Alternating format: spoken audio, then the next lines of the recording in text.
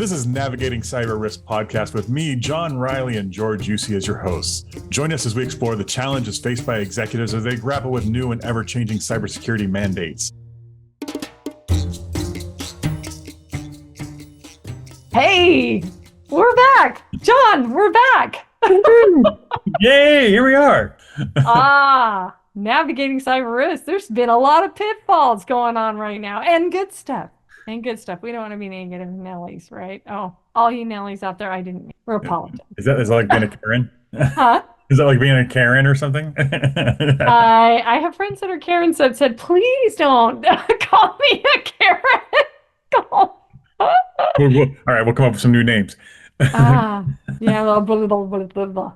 That's what we'd have to use. So in all of our joking and all of those kinds of things, we're back on another great episode of Navigating Cyber Risk. And we're going to laugh a little bit on this episode, I think.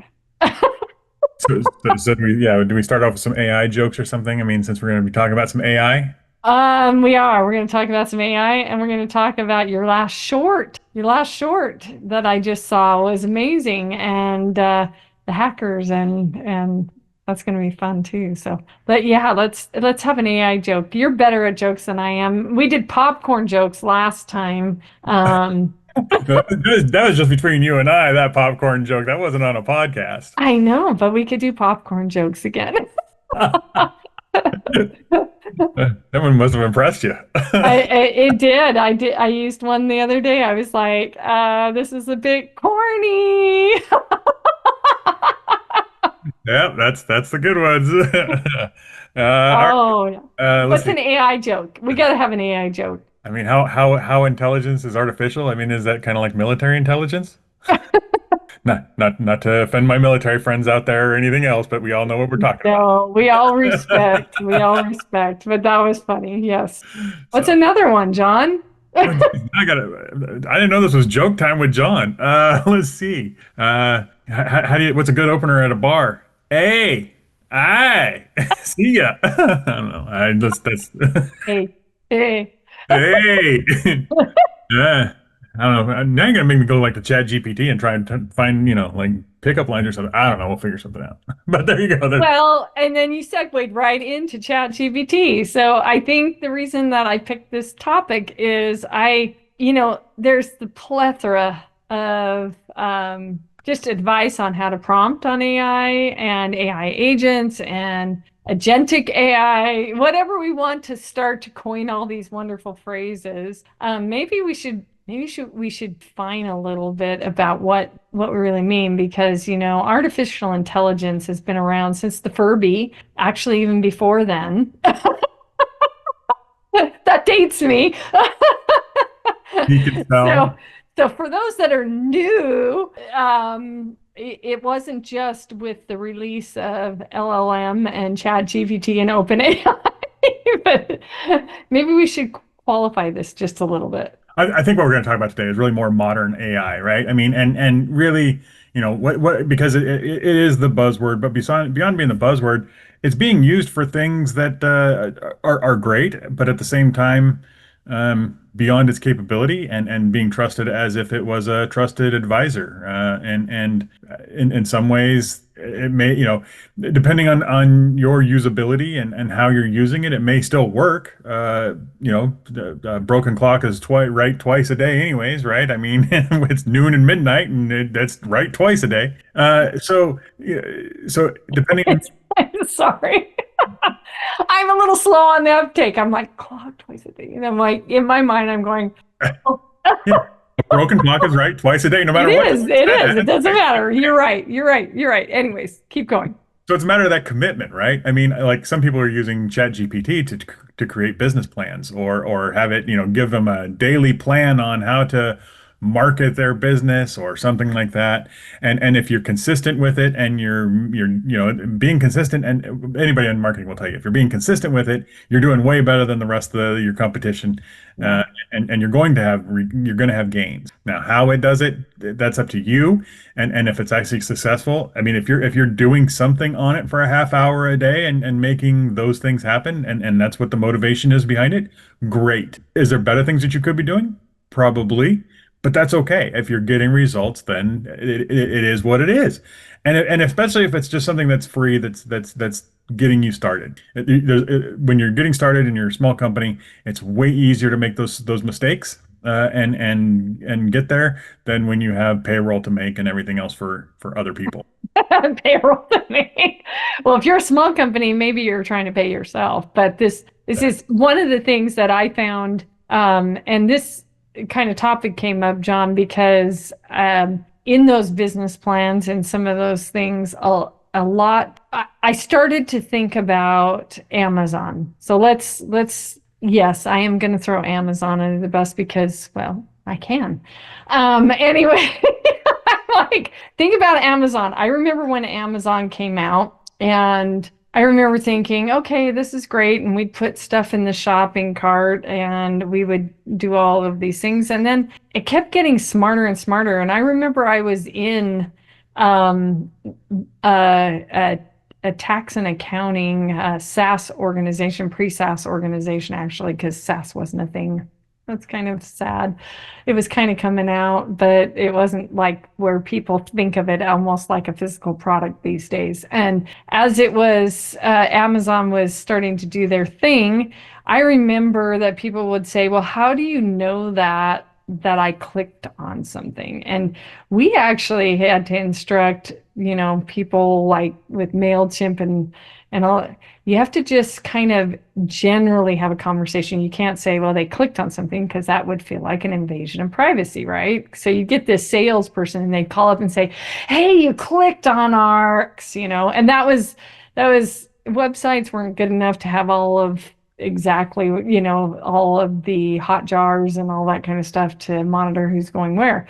So it wasn't a very commonly known thing that you could actually track what people were doing. And I think one of the big challenges were we did have that data. We did know we could use that data to figure out how to talk to somebody. And so when we were working with, when Amazon started to have the cart, you could start to notice that the cart made better decisions for you over time because Amazon didn't have the same rules and regulations that we have today at the time that it started. So it's on this big behemoth mound of data that could clone you right today from shopping on Amazon, right? It could probably have already done that. So then I started thinking with all these AI posts on LinkedIn, I started thinking we're paying attention to all these new how to prompt, how to do which agents to use. Is it an agent or is it not an agent? What is it, right? And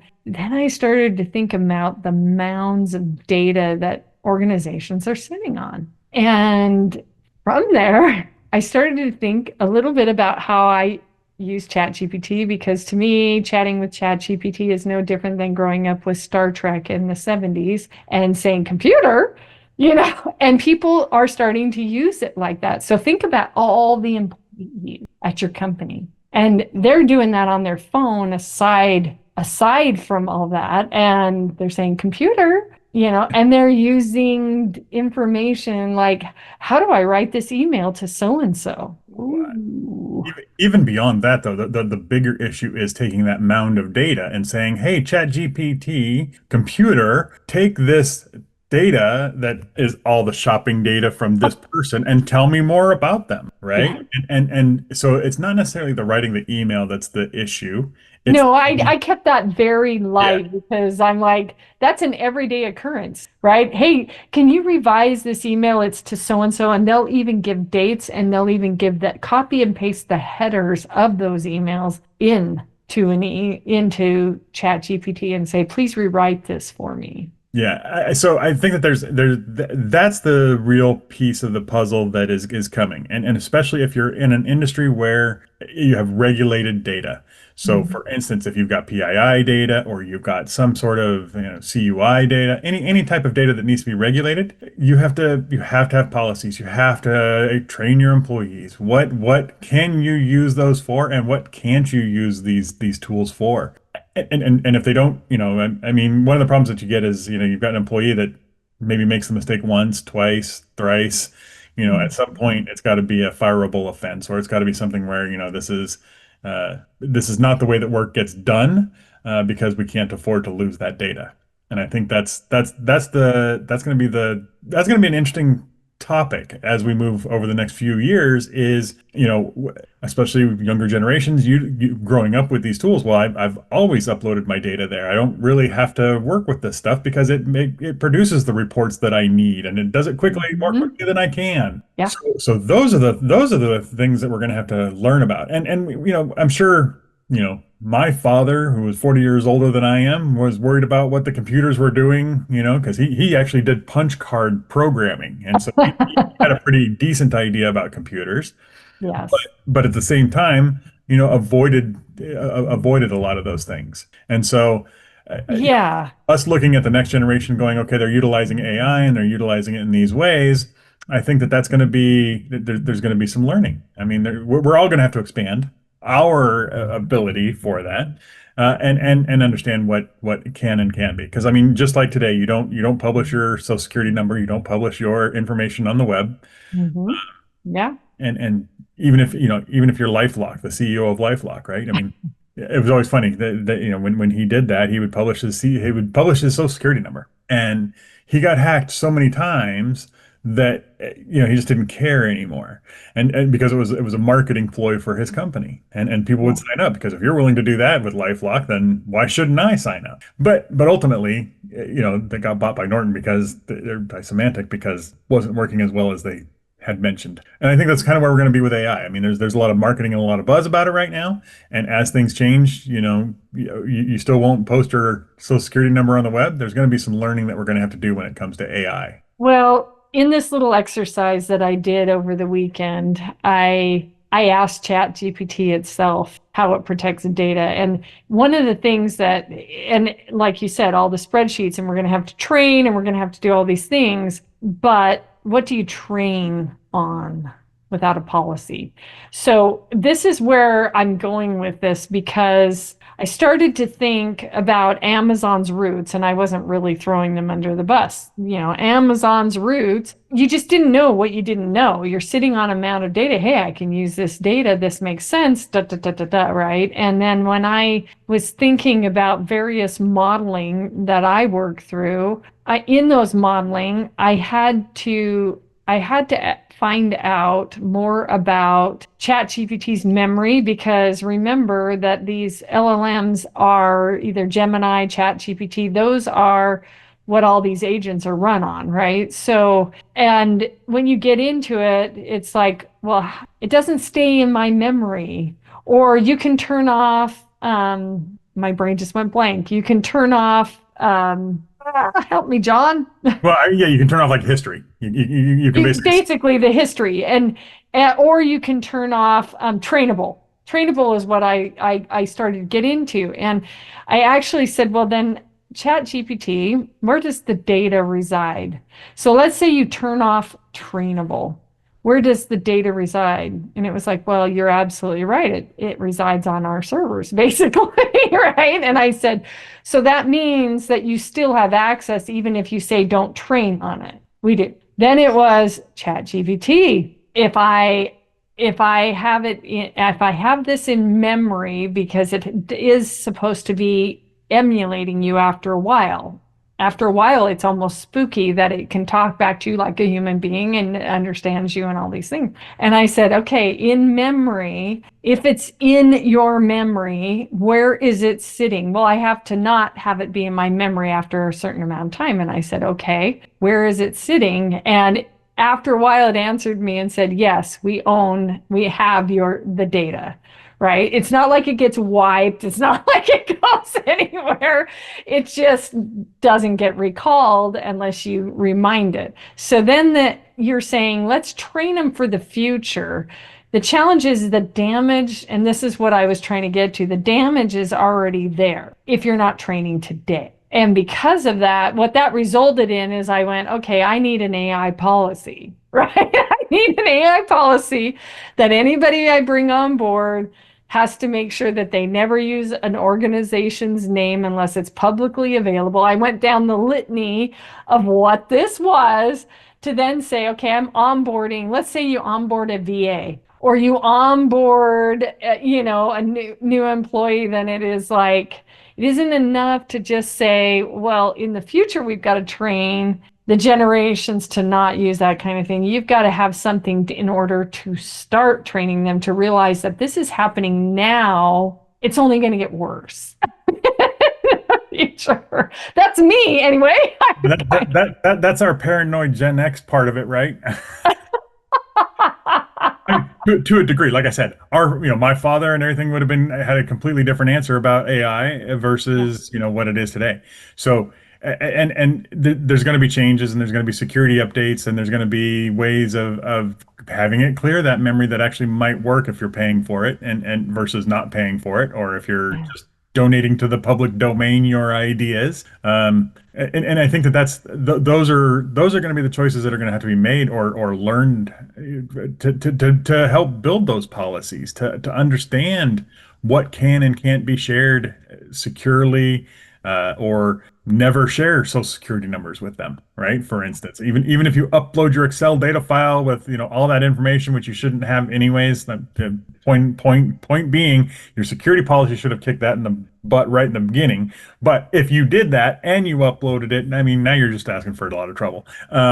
So you really have to kind of understand what the data is, and where it is, and who has access to it, and make sure that the people that have access and aren't sharing that data with these models. And if they Revenue generators are always looking for agents that will upload data to make proven, repeatable revenue processes easier, faster, and better, including writing emails for you and all of those things. So uploading, so tell revenue generators, marketing, sales, all the CRM, Salesforce.com, all of those guys who are us using insights. I'm not saying us but just the globe using insights to actually do those things. They are uploading databases to agents today.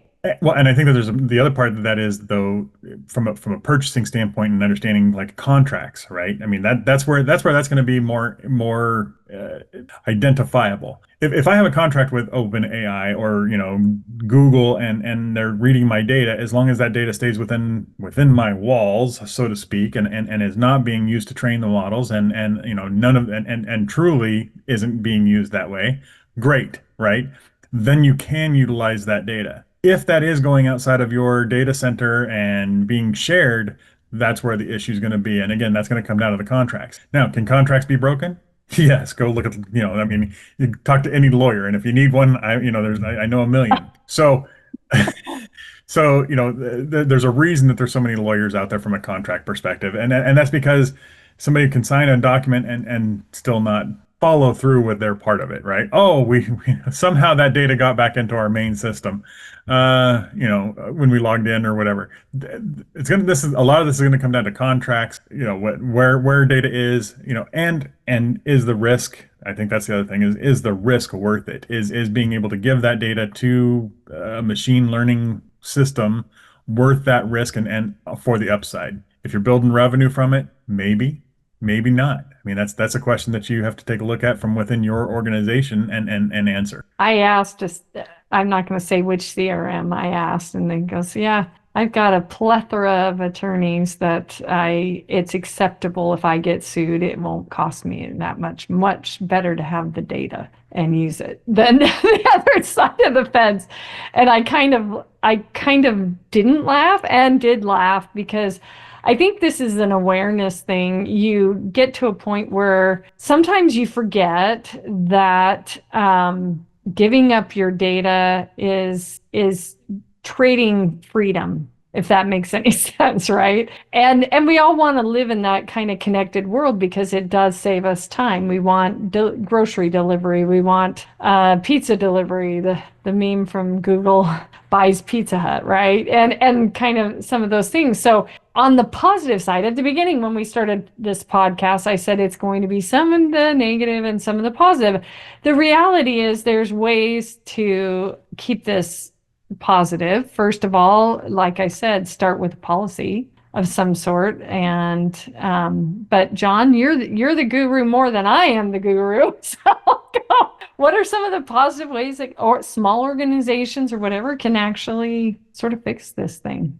So it's not, I mean, it's not a matter of fixing. It's awareness, right? I mean, it's awareness of what data is being shared. Because I mean, let's face it, the example I gave of a small business using it for marketing or for a plan for doing things, revenue generation. If you're a single person and you're trying, a single entrepreneur and you're trying to build something out, even those little changes, even if they're not correct 100% of the time, are going to be way better. When you have people counting on you for payroll, when you've got some of these other bigger items going on, now you need to question it a little bit more. And the larger the company gets, the more you need to question that. Because if, I can tell you right now that I would not want to be standing in a courtroom saying, well, I followed ChatGPT's idea of how to do this, and they wrote my contract and it didn't work out great. No, you've got 1,000 employees, and why did you do that? I mean, I couldn't stand there and take that from from the judicial. How's that?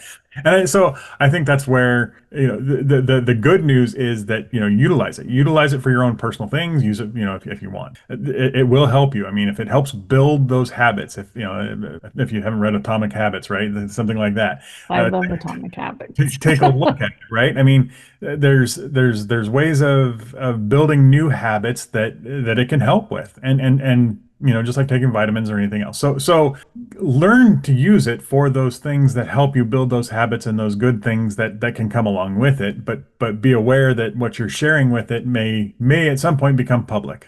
And I think that's always been the advice of anything you publish to the internet. I mean, we know this now as adults, whereas maybe we didn't know it with MySpace. Anything you share on the internet is there forever, except maybe MySpace. Hopefully the people who are listening to this don't even know what MySpace is. It was actually funny. I was talking to somebody the other day, and they were talking about MySpace, and they said that was the first time I actually learned how to do HTML coding. And if you think about that, that was a lot of people's first introduction to it because they wanted to make pretty pages. It's the same thing now with AI, I would say, right? People want to make pretty emails, and they want to make all these things, and so they're utilizing these systems that are learning about how to create those things. Yeah. And so it's somewhat similar. This is we're wading our way in, and people are learning to do that AI thing. What AI is today is not what it's going to be in 10 years or 5 years. Oh no, it's probably in 1 year. I'm telling you right now, I think it's faster than that. But at the end of the day, I am respectfully and humbly going to say that, and this is based off your short about the hackers. Okay, so you're a large company. Yeah, you want to hack the mothership is exciting, but the path of least resistance, threat actors typically go to places that are a little easier to hack, right? You hear the sensational stuff, but just because you're a 10-person employee shop or a startup does not mean you're immune to that. And hacking data with its inherent, what it's worth. I mean, corporate espionage says it's a lot worth. And it doesn't have to be holding your data hostage to become a lot worse. You end up with losing your company because a competitor beats you out because somebody in a 10-person shop decided to do ChatGPT for something. It's the same as an employee taking your data and going and starting their own company and going after your clients and everything else and being on the defense from there Very on. similar. Be careful. That's all I'm saying. Be careful. But there's positive. And the positives is that it will change over the next few years, right? And as those changes come, it's going to become more powerful and it's going to become easier to move things along. I'm still waiting for the AI that reads my email and responds to it without me looking at it. Now that is John. That is John. So if you really want to have a conversation with John, make sure you pick up the phone because Yeah, there is that too. Well, don't you just want a deep fake then? Like, are you really John on this camera right now? Is this really John? How do I tell that you're really, really John? I count the beard hairs. I don't know. Where does that? I will tell you that AI, when it comes to deep fakes, all you gotta do is grow a beard and it messes it all up. I don't know. I'm in trouble with that one. I'm I gonna know. have to figure out how to make that one work. I'm gonna send But you a at the Christmas end, beard, one of those tack on Christmas beards. that's true. So at the end of the day, you had this short that was talking about hiring the hackers. What are two pieces of advice you would give people with thinking about AI and what the hackers are, hiring the hackers? I found that fascinating. So, and if you haven't watched the short, I'll just do a quick synopsis of it, which is that hacking is now a business. They are hiring people to come up with ideas and targets, and when Mhm. they recognize it, they're splitting the revenue to whatever they collect, and they're offering like hardware as a service and other items. So that being the case, it's still a business, or it is a business, and so how do you deal with that? One is you've got to try not to be a target, and the best way to do that is to help build policies and not share the data that's out there. So understand that the policies from a cybersecurity standpoint, period, but also from an AI standpoint, you don't want to just give it to them either, right? Just because somebody knocks on your door doesn't mean that you hand them the keys to the castle. And so same with any of these AI platforms. Just because you're using them doesn't mean that you give them everything, because they will learn from them unless you look at those contracts. Mhm. Let's see. The second thing that I would say is, again, awareness and training for your people. Anytime, if you haven't watched like Catch Me If You Can, a lot of these movies that talk about, how even just the basic confidence gets them by a lot of these issues with people. Those are things that do happen, and we need to be aware of them and understand that that's a standard way of getting past the guard keepers. And if they're not trained, if they don't know what it is, you're gonna have to get there, especially when it comes to AI. Because if I just say I'm an AI agent and you're gonna feed me the information, oh, that was the wrong answer. Well, try again.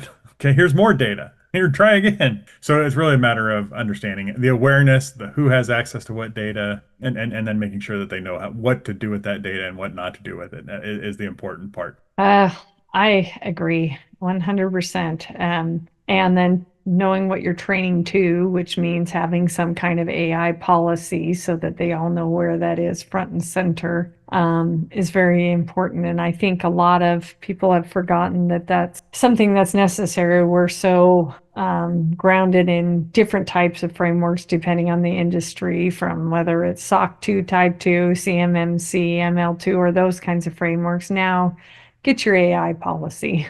Get it, get Yeah. it so that you can calculate the risk so that you don't end up in the court of law. So, I mean, that you were able to get your evidence and proof of compliance at the time for that. But Also hopefully you understand, never end up in the court of law. yeah, and also understand that you need the cybersecurity policies before that. I mean, I think that's one of the things that we ignore is that cybersecurity policies we still run into companies that don't have any, and they don't understand why they need them. So then talking to them about AI policies is like, that's a goal line that's too far. Yeah. So start with cybersecurity overall, then get your AI policies. I mean, there's steps to get there, and that's understand that it's just like CMMC with the maturity model. It takes maturity. You can't just start running right out of the womb. We'll put it that way.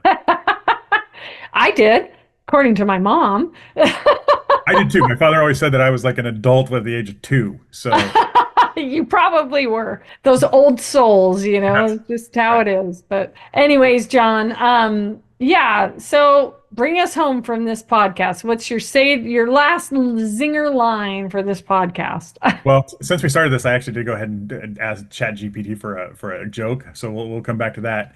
And so, why did the AI go to therapy? Because Oh it had my because goodness. it had deep learning issues. There's your ChatGPT joke for AI for you. That's your dad joke, practically. Yeah, definitely. Well, like us, love us on Omnistruct. It's navigating cyber risk. John Riley, Valerie Cobb. It's been a great episode. Thank you for listening, and have a very blessed day. Thank you, everybody. Have a great day. This was another amazing episode of Navigating Cyber Risk, powered by Omnistruct. Show us some love by subscribing and sharing today. Reach out to us with any comments, questions, or ideas about future shows by emailing us at podcast@omnistruct.com. Until next time, remember, governance is not a technology.